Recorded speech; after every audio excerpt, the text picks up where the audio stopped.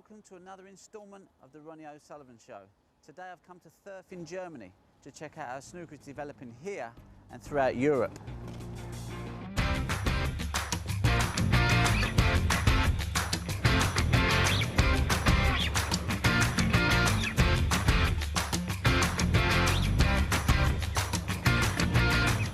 The UK has always been considered the home of snooker. Over the last few years, we've seen the sport rise in popularity all around Europe. Thanks to the European Tour, fans in countries such as Latvia, Poland and Bulgaria have been watching top-class snooker, with new stars emerging all the time.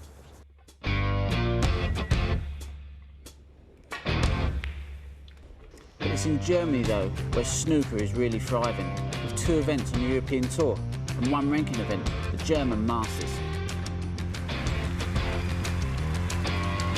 I've come to one of my favourite snooker tournaments on the calendar, the Paul Hunter Classic, to see why snooker is such big business in Germany. And during the amateur rounds, I caught up with tournament directors Brandon Parker and Thomas Cecil. Brandon, how you doing? You're great. Yeah? So how did it all start in Germany? The biggest factor in raising the profile of snooker was through Eurosport. And then on the back of that, through managing Paul Hunter and Matthew Stevens, we came out to do a series of exhibitions. I worked with Thomas Cecil in going around Germany and some other parts of Europe, Prague. And then we knew that there was a demand to watch tournament play, and we developed the Paul Hunter Classic. It was quite a funny idea. We had our 5th anniversary from our local club in Furth, and we thought about bringing one of the top talents and top players to Furth. And then I had a call to Brandon, and they were a little bit interested. And then I think they had a free weekend, and they said, "Oh yeah, we come, but you have to bring Matthew Stevens as well." I said, "Wow, Paul Hunter and Matthew Stevens? Okay, we do that." It was a financial risk for a small club, but that's where all it starts here. So when they come over, we had a small tournament. The people come and see snooker live, and that's where it all started. How surprised was you by the amount of people that wanted to buy tickets and come and watch snooker? Well, very much like you. You know, you couldn't believe that effectively the Germans were very much like the UK people in the fact that there's just a demand to watch top-class snooker. What is it about snooker in particular that they kind of take to? I think it's not the players, it's the game, because we don't have a German player, yeah? And the people love it. And in those sports, if you don't have a German hero, they are not so interested in that sport because nobody wins that. But snooker is completely different. So you can go home after work, have a glass of red wine and relax, and I think that's the reason. Do you think it can still grow though, any bigger than it is, or do you think it's peaked? No, I think there's growth because the children very much. Sport goes in circles, and I think that we're now getting to a point whereby the children are now starting to play snooker again. Obviously, we're in competition with a lot of TV games and mobile phones and technicalities, but there's a lot more. I see a lot more children now of the age when you started. You know, 6, 7, 8-year-olds picking cues up, and I think that's the grassroots of the game going forward. And from a European perspective, there's a lot of those. There's a lot of those wanting to be you. Although Brandon and Thomas have been at the heart of organising snooker events in Germany, there's someone else whose passion for the game has helped grow the sport all around Europe, and that's Eurosport's Rolf Kalb. Thanks for coming to talk to us. I know you're a big part of every tournament that goes on in Germany, but can you tell us how you first got involved in snooker? Well, I first got involved in snooker when I was a student at university, and I got a job as media officer of the German Cue Sports Federation, which meant I was working into cue sports, into all sorts of cue sports, and that was my first contact with snooker. And how popular was snooker when you first got involved? Hardly anybody knew snooker. You see, when you would have done a survey in Germany on the street, let's say 15 years ago or 20 years ago, you would have asked, what's snooker? They would have said, snooker, no clue, might be a new chocolate. If you go to the street now and ask the people, they would say, yeah, we've seen that's cue sports. So that was a massive development. And what do you think the main change was in it from becoming relatively unknown to it becoming very popular in sport? What was the thing that kind of gave it the interest of the German people, do you think?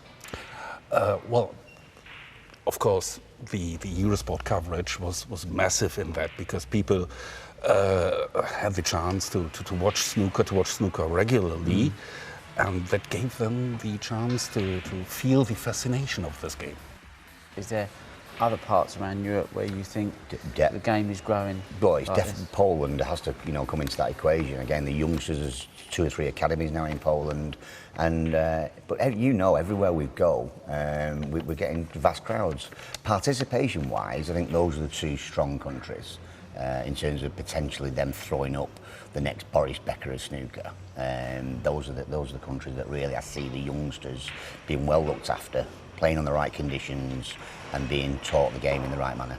Those are the 2. Is that what you think the game needs in Germany? A Boris Becker, someone that they can latch onto that's capable of challenging the top guys? I think it's just natural. I mean, when Wimbledon's on, we support the Andy Murrays of the game, and there's a lot more interest when you've got a home player, your own nationality.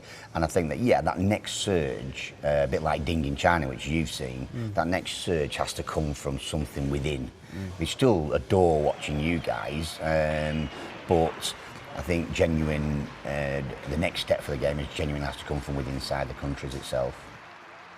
And in young 19-year-old Lukas Kleckers from Germany might have a talent on their hands who is capable of challenging for top honours. Lukas, thanks for taking time out and talking to us during your competition. I want to ask you, how did you first get into playing snooker? The first time was just because of Eurosport. I watched it on television, and I was very lucky that I had the chance to watch it. And there was a club in Essen where I live that had 6 tables, and I started playing there, and that was my first step. Yeah. How old was you when you first picked a cue up? I think I was 8 years old, and I entered the club when I was 10. So was there any other sports at that time that you was interested in, or was it just snooker? Before I used to play football, but I played table tennis at the same time. I still play table tennis a little bit, but just sometimes when I have time. But snooker is the priority. So what was it about snooker that made you want to play snooker instead of playing football and table tennis? It's just, for example, the precision you need to play snooker, and it's the control the players have about playing with the white, for example, and playing tournaments all over the world. To play on television, it's fantastic. That's why I love snooker. I know you're very dedicated. I know you spend some time in Sheffield. You go over there to play where Ding practices, and I know there's a great array of players there to play. And I know that obviously you've been playing in a lot of the PTC events. How do you think playing in them events and obviously going to Sheffield has helped develop your game? Yeah, very much. It was the best thing I've ever done to go to Sheffield, because you play on the same tables as you play on PTCs, and you practice against players that enter the PTCs or even better players. So that was helping me a lot. It was fantastic. I know you're very young in snooker terms, but you are the top-ranked German player. How do you deal with that extra pressure of being the top player from Germany? Yeah, sometimes it's a bit difficult when I play in German events, because I know I'm the favorite in some tournaments. But for example, the Paul Hunter Classics, I try to get to the main event, but I know I'm not favorite, so it's a different pressure. But when I'm in England, I have many players at the same age as me, and it doesn't matter if they are from England or from Germany or from Wales. They are all the same, so that puts a little bit of pressure off. So do you prefer performing in England, or do you much prefer playing in Germany? It's difficult. In Germany I know more people, but in England I feel less pressure, so both sides. Trying to fast forward in 5 years' time. I know you're 19 now, just early on the process. Where would you like to be, say, when you're 24, 25? I know it's going to be very hard to be on top of the world, like Mark Saley is at the moment, but maybe I'd like to win a ranking tournament. That would be fantastic. And what are your ambitions? As growing up, you always dream. What are your ambitions and your dreams that you'd like to one day achieve in snooker? Yeah. Is it to be world #1, world champion? At first it would be to participate in the World Championship in the Crucible Theatre, but of course it would be nice to win one of these tournaments like the World Championship or the Masters or the UK Championship, but it's still a long way, I know. Brilliant. Thanks for taking some time out to speak to us. Thank you I know very you're much. playing tonight. I want to wish you best of luck for your match. Thank you very much. Hopefully you make it through to the main draw. Thank One you. day we may be competing in a tournament together. That would be in fantastic. the Temperature at Berlin. Yeah, that would be the best. That'd be good. I look forward Yeah. to it. Good luck tonight. Thank you. Unfortunately for Lukas, he failed to make it through to Friday when the professionals took centre stage. After 3 days of tough competition, it was Ali Carter who took the title by beating Sean Murphy 4-3 in the final. His first professional win since overcoming cancer. Well done, Ali. Well, I've had a great time here in Germany. It's been a fantastic tournament, and you never know, the next time I come here, we might have had a German champion. Stay tuned, because after the break, I'll be talking to the world champion, Stuart Bingham.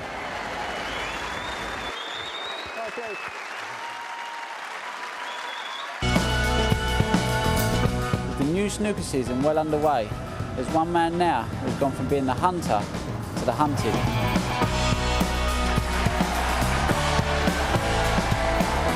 We've come down to Stuart's snooker club in Essex to see how the new world champion is adapting to life at the top. Yeah, it's been mad. Just getting recognised more, and obviously a load of interviews and people congratulating. You sort of see them sort of look at you a bit different. It's like, I ain't changed. I'm still the person I have and always be. Yeah, it's changed everything. My goal every year is to try and win just one tournament. Last season I won 4, so obviously I had a brilliant year and obviously couldn't have ended up any better. But yeah, my goal is to win one tournament, be it Asian Tour event, PTC event, the World Championships. I don't care. I think the standard's so good now that when you get your chance, you've got to take it, because you don't know when it could happen again. Ladies and gentlemen, your champion, Stuart Bingham. It's a bit of a sort of distant memory. I was watching it yesterday on YouTube. It's a bit surreal still. People say, has it sunk in? I don't know if it has. So obviously, we've had a couple of tournaments already, and I've had a lot of congratulations off all the other players who ain't seen me. So I think more the tournaments sort of get introduced as world champion. It'd be great. I remember playing Robbie Williams' first match, and I had a bit of a cold. I remember being 5-4 down after the first session.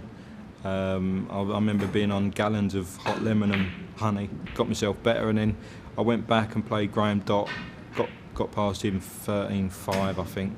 I knew I was playing well enough, but it's obviously a different story playing Ronnie. 66, frame of the match. I remember doing the interview after and crying.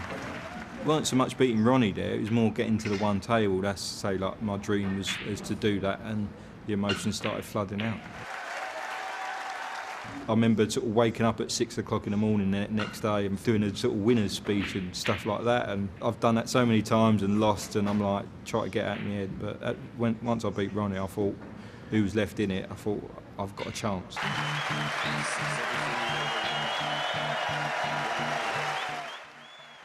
Coming out to Judd, he was obviously the entertainer, and obviously everyone was wishing him to win, to make a good final, but I remember just sticking in there, and I've beat him before, so I'm not scared of him. I know he's going to pop balls, I know he's going to pop them from anywhere, and I just had to stick in there and play my own game. 16-14, I thought I blew my chance, got to 16-all, and I actually felt really calm. I just thought, well, I've blown it, and there was a shot in the deciding frame that I made a plant along the top cushion, and Eric's gone in. It's probably like a 1 in 10 shot, but I think sometimes you've got to play them shots to get to finals, got to make things happen.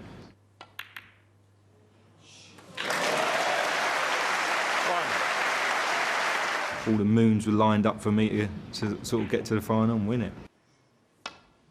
I went 3-0 down to Sean, but I remember making 100 break, and that sort of settled me down, and I sort of come out of the first session 4-all, and then it sort of hit me a bit. I think the occasion, everything, I went 8-4 down, and I was lucky to come out of that 9-8 that session.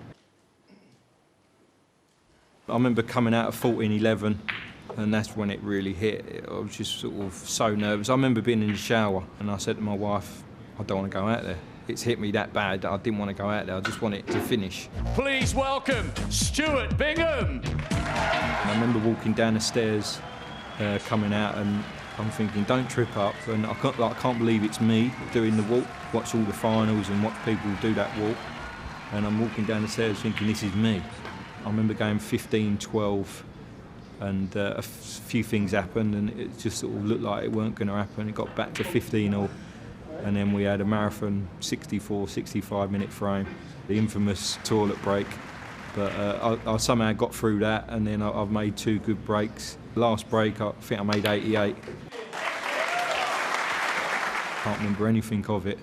All I remember is like punching the air.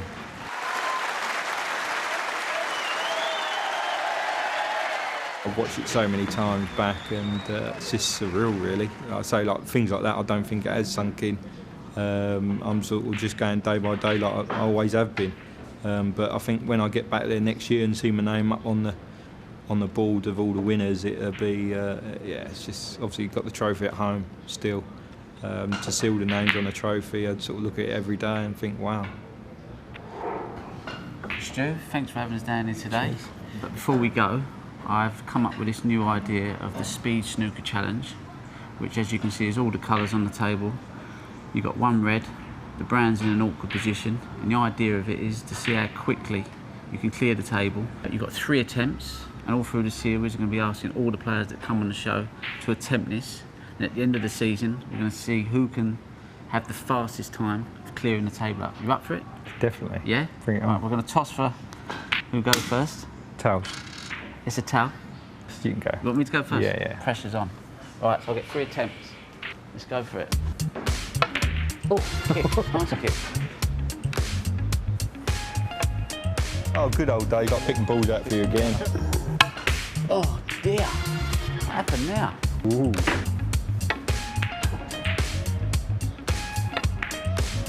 Look at that. Punchy. Just in case you missed. How long's this one been? Half hour. Gives everyone confidence seeing you miss. You get better. Right, so my first attempt, 1 minute and 45. You've got to see if you can beat that, Stu. I don't beat that. Good luck.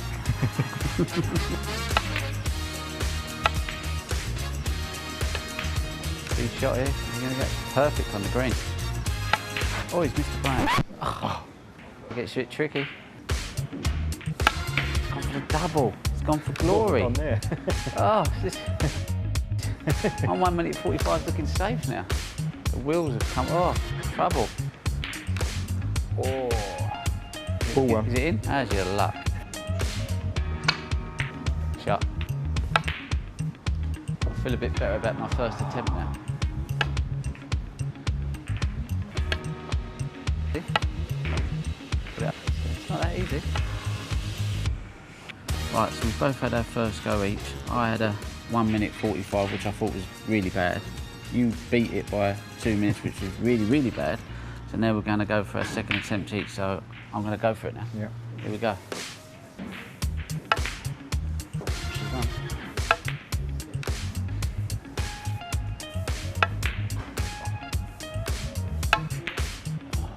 Oh, he's got the brown out. Ooh.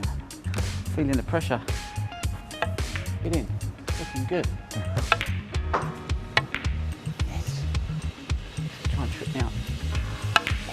Total clearance. It's quite a dynamic exercise. So you've got your second attempt. 56 seconds is the target. Go for it, Stu.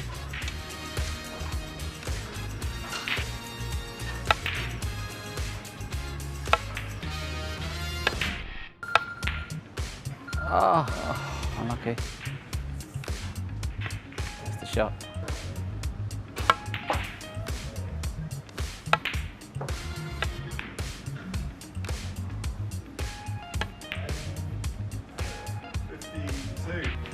Hi, oh. What?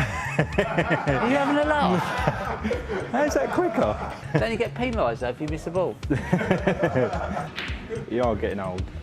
52 seconds. Can't believe it. I'm devastated. I'm happy. Right, you're happy, I'm not. Right, I've got my third attempt.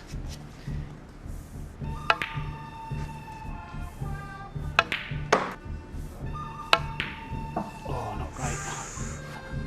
Could be alright though. Oh, nah, done it, lost it. Lost it, I've got to go for glory now. Oh, I'm done.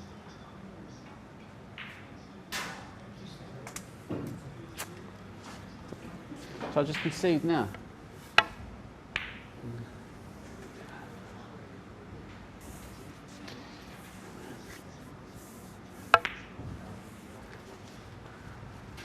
$110. Oh, it's better than 145, I suppose.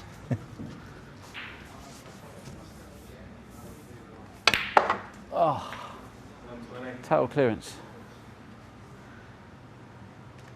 Yeah. I've had my 3 attempts. Can't beat Stuart's 52 seconds. I don't see how anyone's going to be able to beat that, to be fair. So Stuart's got his 3rd attempt now, and if he beats 52 seconds, I'm out. I'll give up. So there you go, Stu. Cheers. What, were you retired for? I'm retired, yeah. From the game? You retired me at Sheffield, mate. Oh, that right. Everyone will be happy.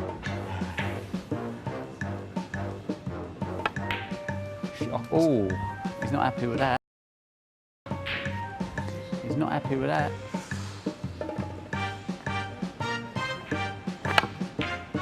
Oh, lovely shot. Oh, he's played the same shot. Look at that. That's the one, I think. Oh, mate.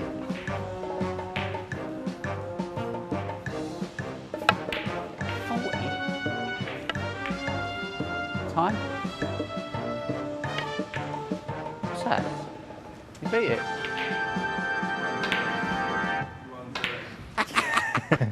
Stu? Cheers. Well done, mate. Thanks for the day. Cheers. Brilliant. So you have actually beat me on the challenge, 2-1 on the day. So thanks very much. You've also set the fastest time of 51.5 seconds. The half means a lot in this. And so you have got the top score now. Any other pros out there that think they want to have a go and beat that time, hashtag Ronnie O Show, and see if you can come and beat Stuart's time. But I've thoroughly enjoyed myself today. I've had a great time here trying to do the speed challenge. Me and Stu are just going to go and get a bit of lunch now because our day's work is done. See you later. Cheers, Stu. Cheers. That's all, mate.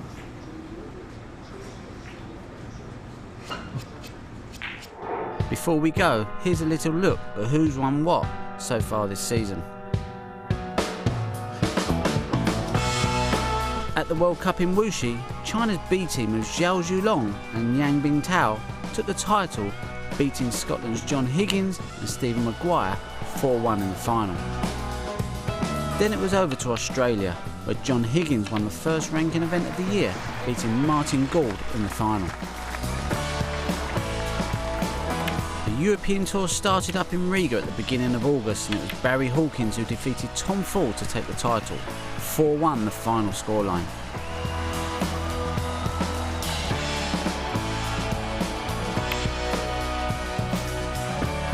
And as we heard earlier in the programme, a remarkable win for Alistair Carter at the Paul Hunter Classic at the end of August.